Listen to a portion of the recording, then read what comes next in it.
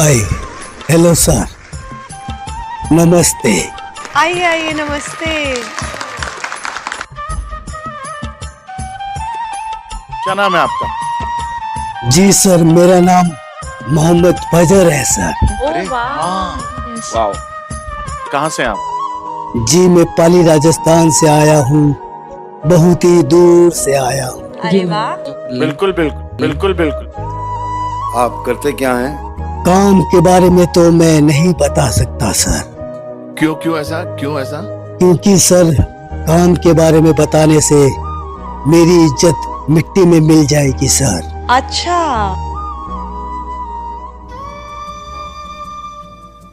आप यहाँ क्या करने आए हैं? अब इंडियन आइडल में आने का मकसद तो मैं क्या बताऊं सर।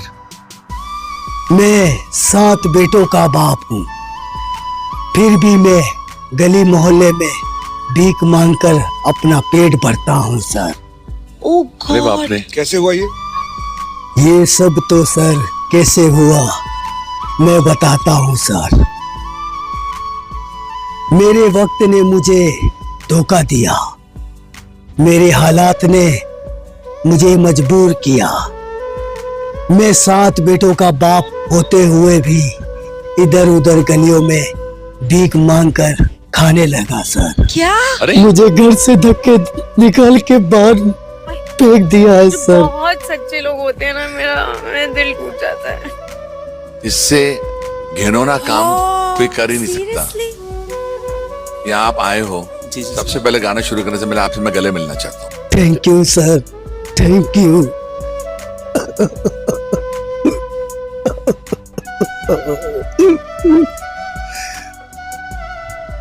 मेरी जिंदगी कब पलट जाएगी सर, ये मैंने कभी नहीं सोचा था सर। जो नहीं होना था ऐसा मेरे साथ में हो रहा है सर। मैंने कभी नहीं सोचा था सर कि मेरे साथ में कभी ऐसा होगा।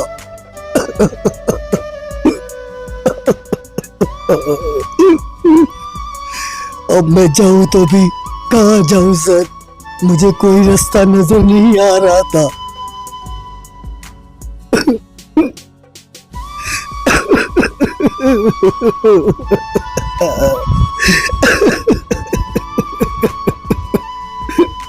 मेरे हिसाब से आज ये तुमने यहाँ आकर प्रूफ कर दिया है, गुलाब का फूल तो कहीं भी खिल सकता है। तो वो गुलाब का फूल हो जो आप खिलने वाले हो इंडियन आइडल के मंच के जरिए। मेरे घर के अंदर एक बूढ़ी माँ है सर और एक बूढ़ा बाप भी है। मैं उन दोनों की सेवा कर रहा हूँ, लेकिन मेरे 7 बेटे होने के बावजूद भी मैं इधर उधर गलियों में भीख मांग कर खा रहा हूँ। मेरे 7 बेटे जवान हैं, फिर भी मुझे भीख मांग के खाना पड़ रहा है। मेरे बेटे ये नहीं सोच रहे कि मेरा बूढ़ा बाप मेरे दादा दादी को रख रहे हैं, उनकी सेवा कर रहे हैं, लेकिन मेरे बेटे मेरे साथ में इतना धोखा दे रहे हैं कि मैं क्या बताऊं। मुझे घर से धक्के निकाल के बाहर फेंक दिया है सर। कहाँ जाऊं, किधर जाऊं, कुछ भी समझ में नहीं आ रहा है सर।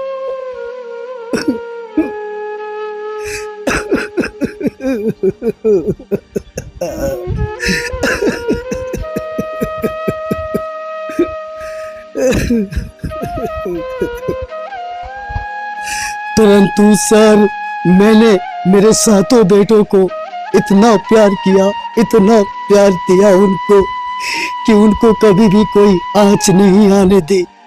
हमेशा उनको उन्होंने जो भी मुझसे मांगा मैंने सब कुछ दिलाया और उनके पैरों में मैंने कभी कांटा नहीं चुभने दिया सर। फिर भी मेरे साथ में मेरे बेटों ने धोखा कर दिया। बहुत ही मुश्किल से जी रहा हूं सर।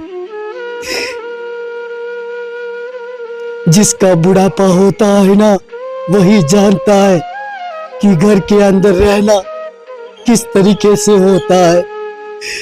घर के अंदर रहना बहुत ही मुश्किल होता है। जिसका बुढ़ापा होता है ना सर, वही जानता है घर के अंदर किस हाल में रहना है और कैसे रहना है। ये बात तो वही जानता है जिसके ऊपर ये दास्तान बीती होती है सर, और कोई नहीं जानता है।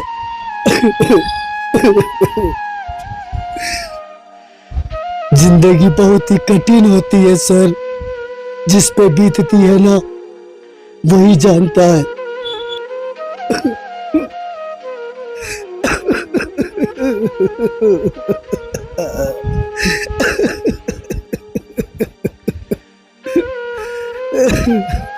मेरे को इधर बहुत लगा है।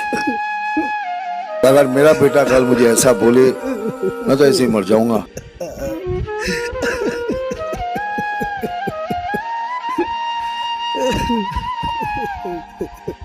माँ तो 9 महीने पालती है, लेकिन एक बाप जिंदगी भर बच्चे को पालता है।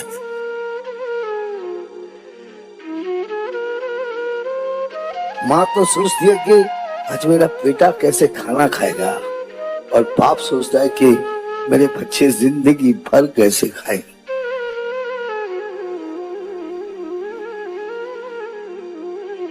मतलब मुझे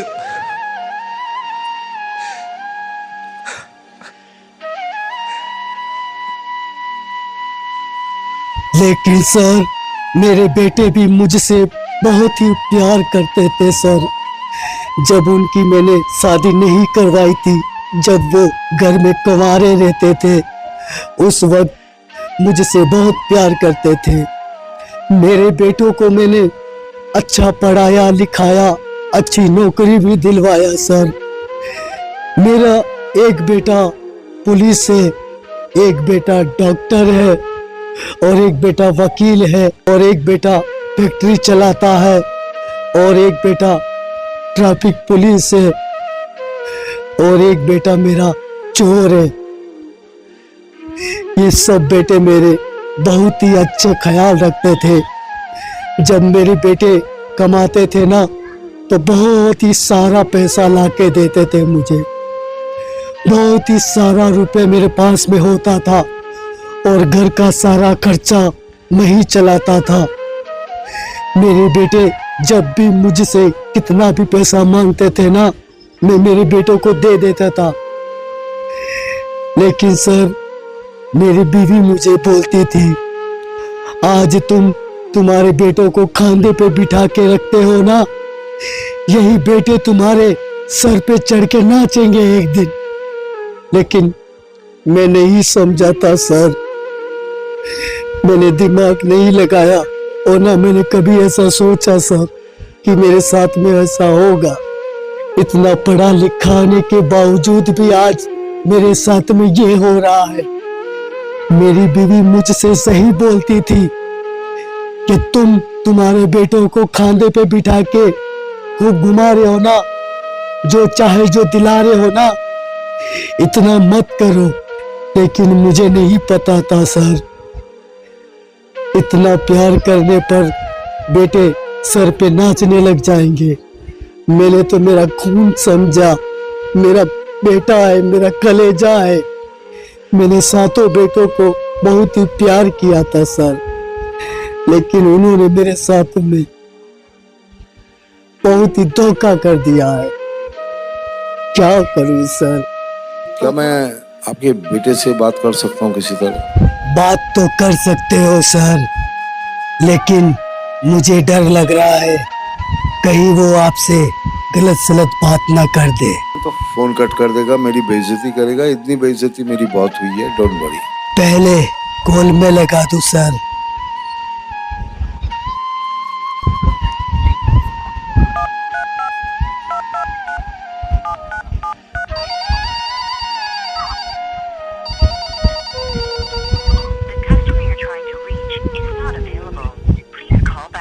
फोन स्विच ऑफ कर दिया सर। स्विच ऑफ कर दी? कोई बात नहीं, आपके बेटे से बात करने की कोशिश की, लेकिन ये शो तो जरूर देखेगा। नहीं देखा तो उसका दोस्त देखेगा, कोई ना कोई बताएगा। मैं कुछ कहना चाहता हूँ, मुझे लग गया, बहुत दिल पे लग गया।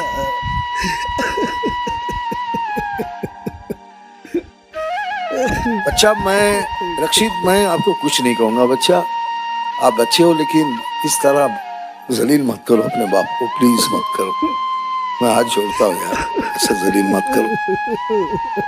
इस बात पे नाज करो कि भगवान ने आपको ऐसा बाप दिया है।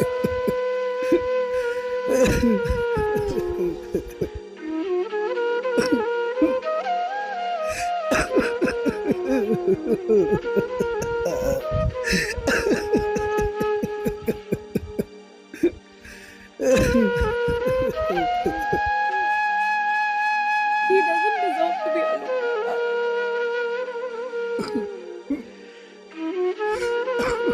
आपके पेरेंट्स बीमार हैं, आपकी फैमिली को होना चाहिए वहाँ पे।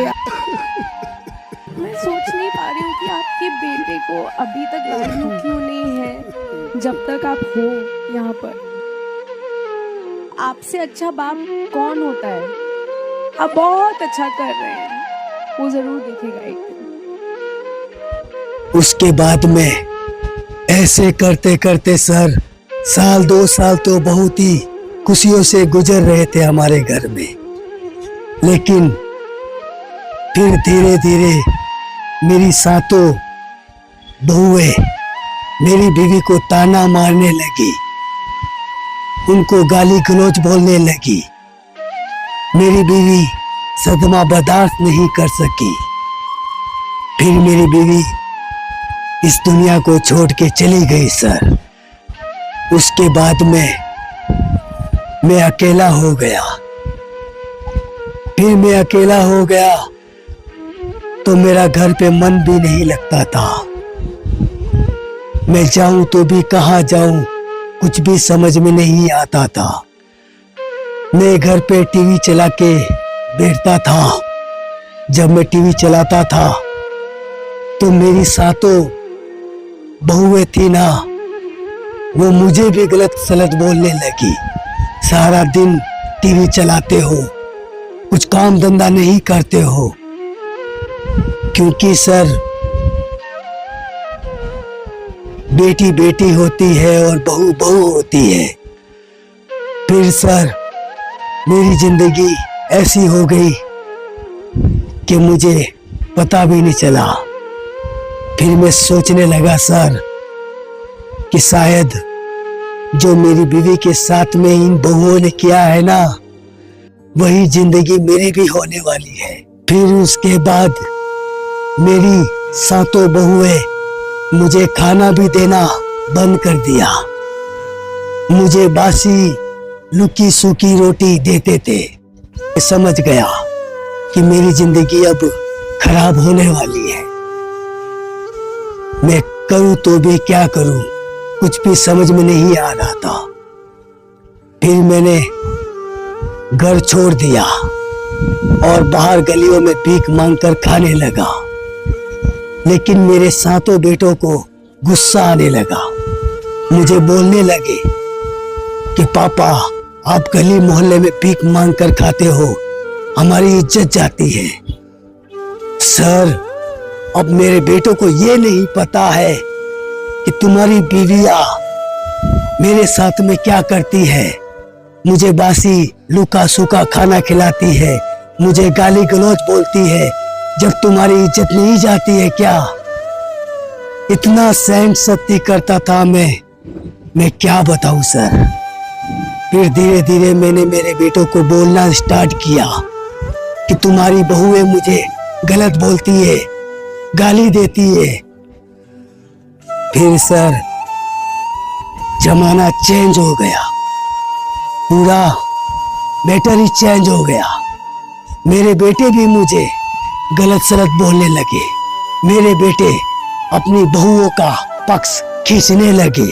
अपनी बहुएं तो बहुत अच्छी लगती है उन्हें, और मुझे सीधा सीधा बोल दिया, रहना तो ये घर है और नहीं तो बाहर जा सकते हो। फिर सर, मैंने भीख मांगकर खाने लगा। ऐसे करते करते मैं गाना गाकर भी भीख मांगने लगा। मैं गाना गाते गाते भीख मांग रहा था। एक भाई आया मेरे पास में और मुझे बोलने लगा, दादाजी आप इतना अच्छा गाते हो, आपकी आवाज इतनी प्यारी लगी मुझे। मैं तो कहता हूँ आप एक दिन इंडियन आइडल जाओ, और इंडियन आइडल जाओगे, हो सकता है आपका किस्मत बदल जाएगा, आपका तकदीर चेंज हो जाएगा। बहुत सही बात, बहुत सही बात। वहां पे बहुत सारे लोग देखते हैं, करोड़ों लोग देखते हैं।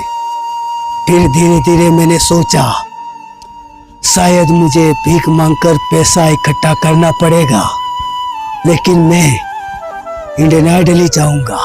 वाह। मेरे पास उस वक्त पैसा नहीं था कि मैं इंडियन आइडल कैसे जाऊं। फिर मैंने भीख मांगकर पैसा इकट्ठा करना स्टार्ट किया, और फिर मैंने सोच लिया कि मैं इंडियन आइडल ही जाऊंगा। इसीलिए सर मैं आज इंडियन आइडल में आया। क्या बात है, क्या बात है जी, क्या बात है। मेरा भी एक सपना है, मैं भी एक सिंगर बनना चाहता हूँ। मुझे भी लाखों करोड़ों लोग देखें और मेरे वीडियो को लाइक सब्सक्राइब करें, मुझे कमेंट करें। अरे क्या बात है, वाह वाह वाह, क्या बात है। इसीलिए सर आज मैं इंडियन आइडल में आया हूँ।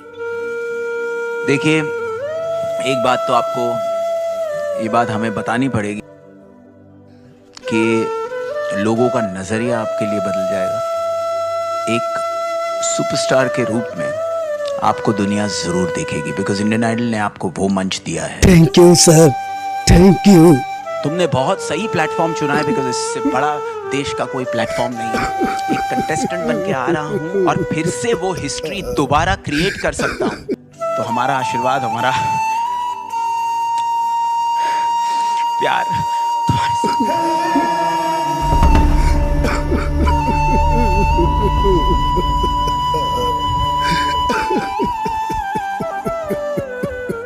आपका जो सपना है, अगर आप सच्ची मन से देते हैं वो सपना, और आप उतने काबिल हैं वो सपना देखने के, तो डेफिनेटली हम आपको आगे लेके जाएंगे। ये पक्का वादा है। अगर आप डिजर्व करते हैं तो क्या गाना गाने वाले हैं?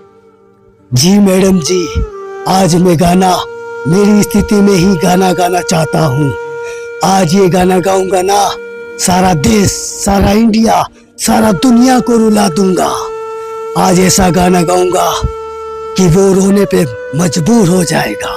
मेरी माँ, बहन, जो भी इस गाने को सुनेगा ना, वो रोने लग जाएगा, क्योंकि आज ये गाना गाऊंगा ना, मेरे बाबा भीम अम्बेडकर की याद में गाऊंगा। क्या बात है।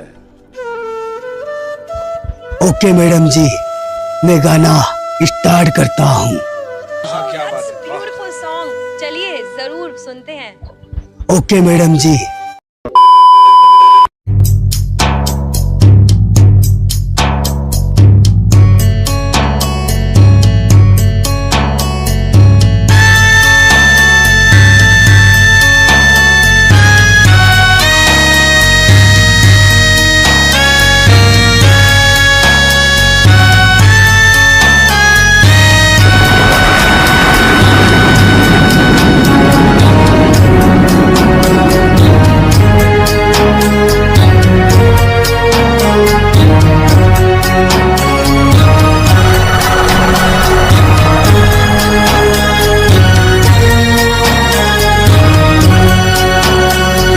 कैसी है कयामत, ये कैसी है कयामत, बिजली दिलों पे गिरी है, बिजली दिलों पे गिरी है।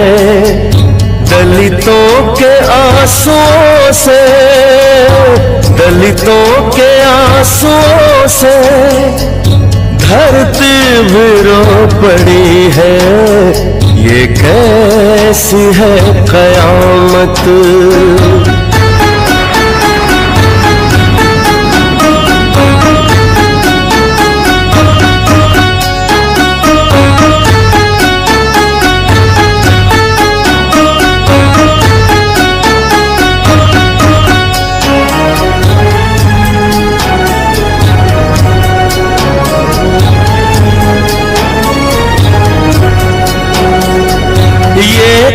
कैसा अंधियारा, खोया आलम है सारा।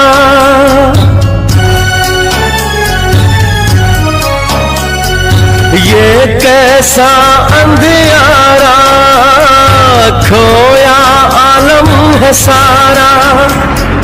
नीले कफन तले है, नीले कफन तले है, सोया मसीहा हमारा, सोया मसीहा हमारा। अब कौन है सहारा, अब कौन है सहारा। किस्मत रूठी पड़ी है, किस्मत रूठी पड़ी है। दलितों के आंसुओं से, दलितों के आंसुओं से धरती भी रो पड़ी है। ये कैसी है कयामत।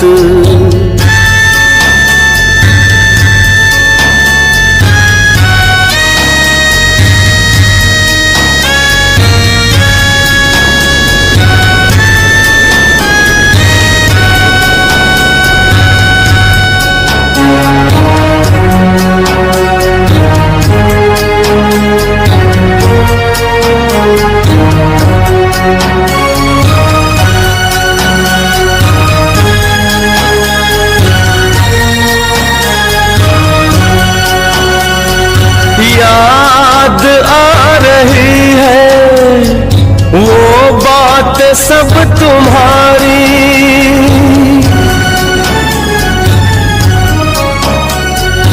याद आ रही है वो बात सब तुम्हारी। जुल्मों से लड़ लड़ कर, जुल्मों से लड़ लड़ कर किस्मत कौम की सुधारी, किस्मत कौम की सुधारी। घर घर में देखो आज, घर घर में देखो आज बातें बुझी पड़ी है, बातें बुझी पड़ी है। दलितों के आंसुओं से, दलितों के आंसुओं से धरती भी रो पड़ी है। ये कैसी है कयामत।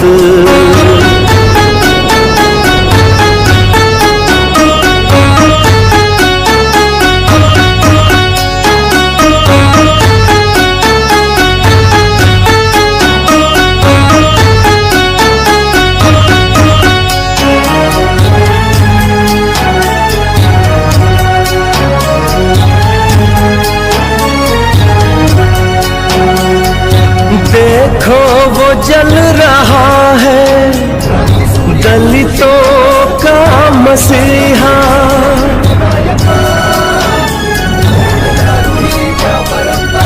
देखो वो जल रहा है दलितों का मसीहा। रो रो के कह रहे बाबा, रो रो के कह रहे बाबा, छोड़ो न संग हमारा, छोड़ो न संग हमारा। हाहाकार सा मचा है, हाहाकार सा मचा है। दिल में अगन लगी है, दिल में अगन लगी है। दलितों के आंसुओं से, दलितों के आंसुओं से धरती भी रो पड़ी है। ये कैसी है कयामत।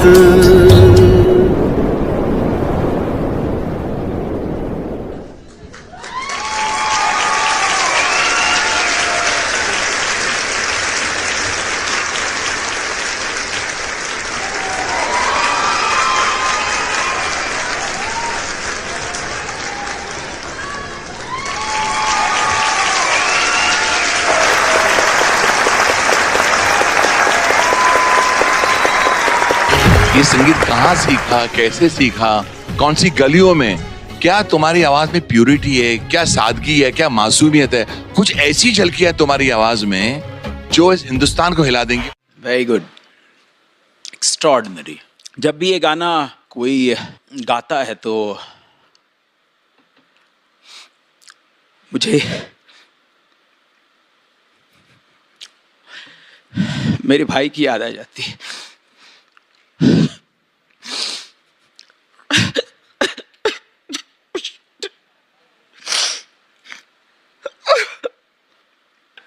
कोई ऐसा इतना अच्छा कैसे गा सकता है? मुझे ना सच में ऐसा लगता है कि जब मैं ऐसे रियलिटी शोज़ पे आती हूँ, इतना टैलेंट देखते हैं हम, और आप तो मतलब मैं कुछ बोल नहीं सकती हूँ। I don't think I am capable.